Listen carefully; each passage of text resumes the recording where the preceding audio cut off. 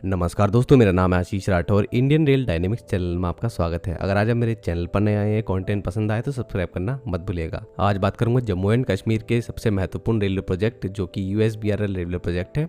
इसके बाकी के हिस्से में क्या काम हुआ है उसके बारे में बात करेंगे।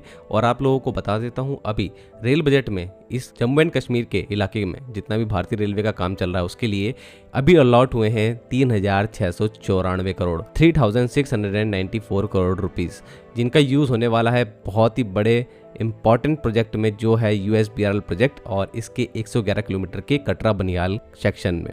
इस 111 किलोमीटर के कटरा बनिहाल सेक्शन में आज हम बनिहाल से संगलदान तक का सफ़र भी पूरा कर चुके हैं। यहाँ पे ट्रेनें चलती हैं जो कि सीधा श्रीनगर तक जोड़ती हैं संगलदान को। लेकिन संगलदान के बाद रियासी तक का सेक्शन जो 46 किलोमीटर का था उसका हाल ही में हम लोगों ने काम पूरा होता देखा।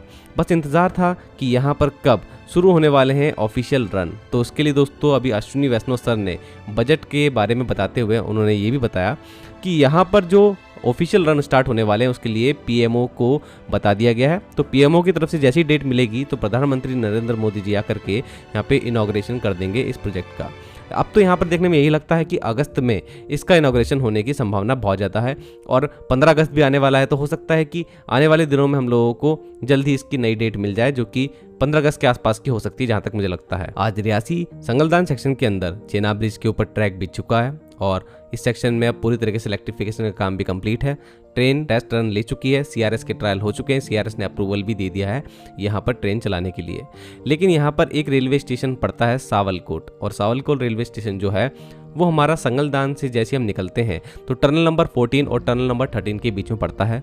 और ये रेलवे स्टेशन जो 2 टनल के बीच में पड़ रहा है, इन दोनों ही टनल में इस रेलवे स्टेशन का थोड़ा सा भाग भी आता है। मतलब कि जो रेलवे स्टेशन के लिए लूप लाइन आती है वो इन टनल्स में से भी होकर आ रही है। मतलब टनल के स्टार्टिंग का जो हिस्सा है वो काफ़ी चौड़ा है, जिसमें टनल नंबर 13 को आज हम 42 के नाम से जानते हैं और टनल नंबर जो 14 है वो टनल नंबर 43 के नाम से जानी जाती है। तो 43 और 42 टनल के बीच में ये पड़ता है। टनल नंबर 42 लगभग 9.3 किलोमीटर की है और टनल नंबर 43 जो है वो लगभग 6.2 किलोमीटर की है। इन दोनों ही टनल में बहुत ज़्यादा प्रॉब्लम्स का सामना करा था इंजीनियर्स ने। यहाँ पर भी पानी आने की समस्या थी, इसको भी इंजीनियरिंग की मदद से हल किया गया और आज ये काम कंप्लीटेड है। तो चलिए दोस्तों, यहाँ पर तो ऑफिशियल रन जल्दी स्टार्ट हो जाएंगे। अश्विनी वैष्णव सर से ये भी पूछा गया कि यहाँ पर जब पूरा काम कंप्लीट हो जाएगा तो कौन कौन सी ऐसी ट्रेनें हैं जिनको एक्सटेंड किया जाएगा, फिर कौन सी नई ट्रेन सर्विसेज यहाँ पे शुरू होंगी। उन्होंने बताया कि अभी जो हमारा सेक्शन घाटी का चालू है, जो कि अभी हमारे मेन रेलवे नेटवर्क से नहीं जुड़ा है, वो सेक्शन है हमारा जो श्रीनगर से बनिहाल तक आता है और संगलदान तक भी आज ट्रेनें जा रही हैं। तो यहाँ पर 19 पैसेंजर ट्रेन सर्विसेज अभी चालू है और बारामूला, बडगांव और बनिहाल सेक्शन ये कहलाता है। यहाँ पर दोस्तों इस 19 पैसेंजर ट्रेन में से कौन कौन सी ट्रेनें आगे एक्सटेंड की जाएंगी वो रेलवे के ऊपर अभी छोड़ दिया गया। उन्होंने ये जवाब दिया, रेलवे इस पर अभी काम कर रहा है और मांग के हिसाब से यहाँ पर ट्रेनें चालू भी होंगी, जो कि नई ट्रेन भी हो सकती हैं, एक्सटेंड भी हो सकती हैं। तो ऐसा भी हो सकता है कि दिल्ली और उसके आगे के जितने भी और भी जगहें हैं वहाँ की ट्रेनें अब आगे जो कटरा तक जा रही थी वो कटरा से सीधा एक्सटेंड हो जाए श्रीनगर तक, ये भी हो सकता है। तो वो दिन ज़्यादा दूर नहीं रह गया है।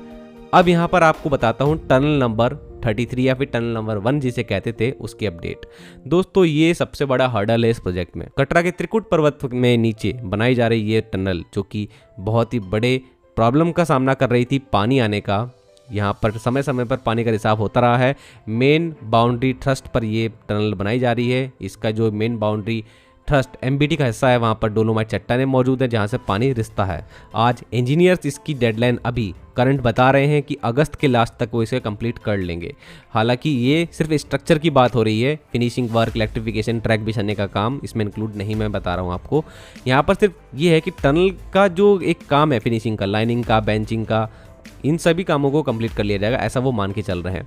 अब उन्होंने ये बताया है कि हेडिंग जो कंप्लीट करनी थी इस टनल के अंदर वो उसका काम कंप्लीट हो गया। मतलब ऊपर का जो हेडिंग का काम था, नीचे यहाँ पर 325 मीटर का कंक्रीट लाइनिंग का काम रह रहा है और 100 मीटर का इसमें बेंचिंग का काम भी बचा हुआ है। ज़्यादा बड़ा काम नहीं बचा है। हो सकता है कि आने वाले 2 महीने के अंदर ही काम कंप्लीट हो जाए और अगस्त एंड तक अगर कंप्लीट कर लें तो और भी अच्छी बात है। फिर इलेक्ट्रिफिकेशन का काम और ट्रैक बिछाने का काम आगे आने वाले 2 महीने में कंप्लीट अगर हो जाएगा तो हम अनुमान लगा सकते हैं कि अक्टूबर नवंबर के आसपास हम इसका काम पूरा कंप्लीट होते देख सकते हैं और ट्रायल्स के साथ में लगभग दिसंबर तक ये पूरा काम कंप्लीट हो जाना चाहिए और ये सेक्शन खुल जाना चाहिए, जहाँ तक मुझे लगता है। और यही अनुमान मुझे लगता है रेलवे भी लगा के चल रहा है। तो ऐसे में इस टनल की अपडेट आप लोगों को मैं लगातार देता रहूँगा। चैनल के साथ बने रहिएगा। आज के लिए इतना ही। वंदे मातरम, भारत माता की जय।